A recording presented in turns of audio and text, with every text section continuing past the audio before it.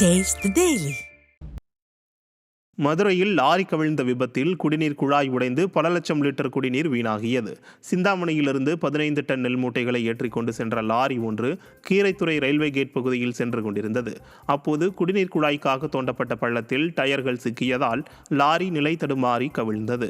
இதனால் லாரியிலிருந்து நெல் மூட்டைகள் சரிந்து விழுந்ததுடன் அங்கிருந்த ராட்சத குடிநீர் குழாய்கள் சேதமடைந்தது. இதனால் பல லட்சம் லிட்டர் குடிநீர் வீணாகி ஆறு போல் ஓடியது. இதனால் அங்கு போக்குவரத்து நெரிசல் ஏற்பட்டு பொதுமக்கள் கடும் அவதியடைந்தனர். திருவாரூர் மாவட்டம் திருத்துறைப்பூண்டி அருகே அதிவேகமாக சென்ற லார் மோதி சைக்கிளில் சென்றவர் பலியானார். எடையூர் மெயின் ரோடு பகுதியை சேர்ந்தவர் மாரியப்பன்.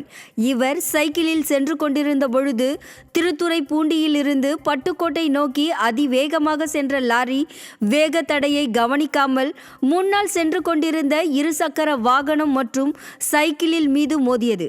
இதில் மாரியப்பன் உடல் நசுங்கி பரிதாபமாக இறந்தார். விபத்தினை நிகழ்த்திய லாரி ஓட்டுநர் பிரேம்குமார் பிடிபட்டார். தற்போது இந்த விபத்து குறித்து சிசிடிவி காட்சிகள் வெளியாகி அதிர்ச்சியை ஏற்படுத்தி உள்ளது.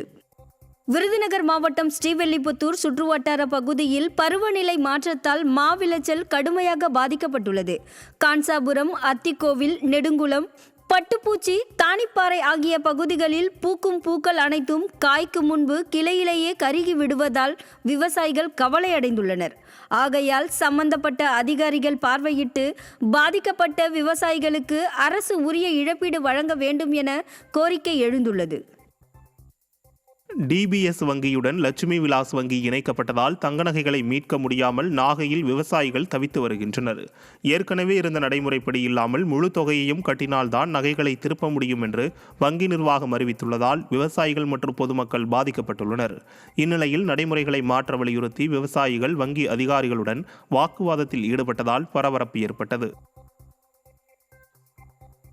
தஞ்சை மாவட்டம் பட்டுக்கோட்டையில் அரசு பள்ளியில் கட்சி கொடி ஏற்றி உதயநிதி ஸ்டாலின் பிறந்த நாளை கொண்டாடிய திமுகவினருக்கு பொதுமக்கள் கடும் எதிர்ப்பு தெரிவித்தனர்.